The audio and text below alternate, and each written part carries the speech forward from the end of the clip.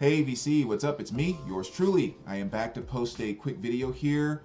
Um, Ask Mr. Hall of Fame. Just another video where I'm going through and answering the questions that you guys have left for me. Questions about anything whatsoever. Your favorite song by this band, this group, do you like? To obscure questions and everything in between. Just whatever you want to ask, I'm going to answer it through this series of videos. And please leave more questions, as many questions or any that you have, because I'm really enjoying doing these, so I don't want to run out of questions. Just don't leave them on this video. There's a link down below. Go to that video and leave your questions there, because it's just so much easier when I keep all the questions on one video. I can check off what I've answered with a heart and a thumbs up, and just makes it so much easier. Spread them over different videos, everything gets lost. So really appreciate that, but let's just kind of jump right into it. We'll start off with the first question here. Could I pick out some records in my collection I prefer to listen to on specific formats?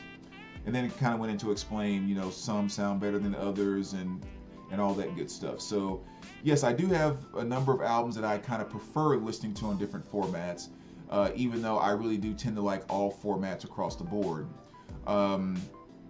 I will say the thing, maybe it's a little bit different for me. Rarely do I go listen to something on a different format. You guys have seen my collection, and you've seen kind of what I collect and what I'm into, how I'm so, picky about condition and all of that. I've put some effort into developing a decent stereo system, as far as like what I can afford and all that good stuff. I mean, I don't have 50, 60, 80 grand to be spending on stuff like that, but I've put together a decent system for what I have. And the one thing that I've definitely found out over the course of time is I'm certainly not one that gets overly kind of in the weeds with oh my god, this pressing of this blah blah blah sounds a little bit better than this pressing of this, and this pressing of this sounds a little bit better. Like that doesn't overtake me as much as it does some people. I'm definitely one that's been I'm a lot more about anything I put on my turntable, it has to be clean. Like that's first and foremost for me. If something gets to the point where I hear such a noticeable difference right off the bat, Twisted Sister Stay Hungry is a kind of a perfect example. That purple and black splatter or whatever marble-ish looking vinyl that came out, I was like, cool, another pressing of Twisted Sister. Played that thing and I was like, this is absolutely horrible. Oh my gosh. So it was so noticeable that you couldn't even just play through it and enjoy it. So if something is extreme like that, I will, but for the most part, I don't get too bogged down in that. If anything, what I'll get hooked on is I always seem to be very happy with music on vinyl pressings. I always seem to be very happy with mobile fidelity pressings. I always seem to be happy with Japanese pressings. And I always seem to be happy with German pressings. So that in general, if I can get my hands on those pressings of specific albums, that'll make me, So I'm just kind of answering that to say when it comes to formats for me, it's not because of what sounds better all the time, but there's kind of a nostalgia to it. There's those intangible things that are different with each format. Like for whatever, I experience those things with different things that I listen to on different formats. So for example, every single thing I'm going to show here, I have on vinyl, CD, and cassette, okay? But when it comes to almost any Maiden that I listen to, Killer's being a great example, I always prefer listening to that on vinyl. Second, I prefer listening to it on cassette. Third, CD. So just, again, for whatever reason, just the Maiden piece, I enjoy it more on vinyl. Same thing with the Cranberries. So again, you're talking about an album that, when you talk about sourcing and everything, it's probably definitely digital sourcing and all of that. So I guess the CD is supposed to sound better and blah, blah, blah. But I prefer listening to the Cranberries on vinyl. And I would say CD second, cassette third. And another one kind of with vinyl, just another good example, Bonnie Raitt. And this is from 1989. And again, I much prefer listening to this on vinyl than CD, than cassette. But then when you flip over to the cassette side, really the two that immediately jumped out Testament. Almost any Testament I listen to, but especially this one here, the New Order, almost any time, and I have a very nice copy of this on vinyl, but almost any time I go to this album, again, I have the CD, I go to the cassette first, probably vinyl second, CD third, and again, kind of the same thing with Maiden, because vinyl Maiden and cassette Maiden is almost the exact same thing to me. It just depends on the mood that I'm in. Now, when I look at certain albums or groups that I tend to like listening to on CD more, I just kind of pulled out this box set to demonstrate this, but Aerosmith, kind of a perfect example. Almost any time I listen to any Aerosmith album, I prefer it on CD first, vinyl second, cassette third. And again, I don't know, and we're talking about whether it's old Aerosmith, like, early self-titled Dream On or whatever, all the way up through, their later stuff into the 2000s. I just prefer listening to Aerosmith on CD. And Bone Thugs and Harmony, Creeping on a Come Up, one of my hip-hop albums I listen to pretty frequently. I much prefer this on CD than vinyl. And even this one here, I mean, I have a mobile fidelity pressing of Carole King's Tapestry on vinyl, but I kind of enjoyed listening to this on CD a little more than I do vinyl. So, again, it's just some forms of music, some albums, just the different formats just bring something a little different to me, and you almost have to ask me album for album, but what format I really listen to it on. But 97 times out of 10, I'm almost always going to default to vinyl being first.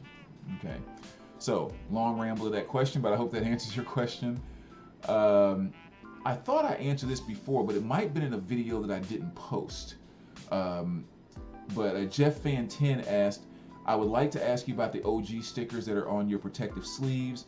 Are those custom made, maybe originally intended for some other purpose? And do you have any similar ideas on your mind for the future, such as like colored vinyl stickers or anything like that? Great question. So what he's referring to are these little stickers right here, which, as you can see there, says OG pressing, kind of a silver reflectish type of sticker. I think I had one there on the Iron Maiden there.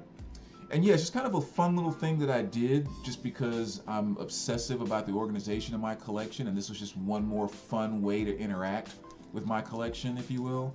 And basically, I just got on eBay because there's a ton of stores on eBay that sell, stickers and decals and stuff for your cars and whatever else. And there's many that sell labels and all of that, where it's, here are the labels, here's the size, just tell us what to print on it when you order it. Like in the email with the order, tell us what to put on it. And so I just found one that had, the little circle stickers, and I said I wanted OG pressing with OG big pressing underneath, and that's that. And these here, I believe they were about like 100 or maybe 200 of them, was somewhere around $30 or something like that, which is actually a little expensive for these type of stickers because it was that silver, whatever type of label that is, because you can get about 500 just plain white stickers with OG pressing like this written, 500 of them for like $12 or $14 or something like that, very inexpensive. But I thought, if I'm going to plaster them over things in my collection, especially some of the nicer things in my collection, I'm going to go ahead and get some nicer ones. So yeah, and typically when I'm using these in my collection, because there's a ton of OG stuff in terms of original pressings, but it's also like, if you pretty much go back to just about, 90% of the 80s new wave or 80s pop stuff that you come across, it's going to be an original pressing. Maybe a lot of it hasn't even been reissued. So to me, it's kind of a waste to try to put stickers on everything that's necessarily an original, but I typically do it with things that maybe are more rare, that have had a lot more reissues, that, something like a reissue of a Maiden as compared to an original pressing of a Maiden is a pretty big distinction. So I kind of really save it for those that OG really has some meaning for this particular album. I'm not going to go to even a great album like Lionel Richie, I Can't Slow Down. Yeah, it's an original pressing. There was other reissues, but it's just that it's not significant with that album. So that's kind of how I utilize them. Really fun thing to do though. As far as other things that I might do in the future, yes, I am thinking about getting some stickers for sealed LPs, and also thinking about getting one for promos. Getting one for white label promos, and then getting a gold sticker that says gold stamp promo. So I'm thinking about kind of doing that as well. Again, not an expensive thing to do, but I think it might be kind of fun. And so that's kind of the next thoughts that I'm having about that. But yeah, just get on eBay, and there's a gazillion people on there that sell those things, and they print them up just like this and ship them out to you. Let's see. Next question here. The Vinyl Scavenger. Okay, you asked for it, is what he said. Serious question first. Would you ever, with your recent experience, quit everything and go open a record shop? And something embarrassing that you've done that no one knows about? Would I ever quit everything right now and go open a record shop? I would only do that if I were pretty much at the point of feeling like I was totally financially stable and kind of really at that retirement mode. I wouldn't go do that to make a living. Mainly because I don't think I would want to make music and records the means of me making a living, because as of right now, it's kind of my big escape from making a living and all of that type of stuff. So I think for me, it probably wouldn't be the best thing to make that my new career. Now, I would love to do something like maybe become a partner with someone in doing that. You know, maybe like I don't know, depending on whatever, the 25% partner, 50% partner, like, you know, kind of whatever, but maybe more of kind of a junior partner or something in a shop. Like, I think that'd be kind of cool, but now I wouldn't drop everything and go open a shop from scratch. Yeah, that'd be a little too kind of not where I'd want to go with music right now. The other question, something embarrassing that no one knows about. There's been plenty of those. I would say one that was kind of recent, actually. I was texting a client of mine, just kind of clarifying a couple things and setting up a time for a meeting. And I forgot exactly how it went, but I was trying to text something to her, and the autocorrect changed it to something like "be inside you soon" or something like that. And it was so funny because I didn't even notice it. And she texted me back, "I don't think it's going to be that kind of meeting." And I was like, "What?"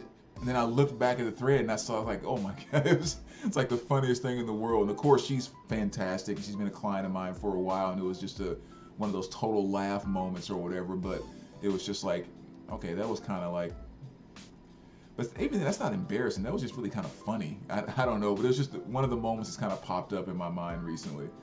So that's probably my best answer for that. A 13-minute mark. We can probably get one or two more questions in. Let's see.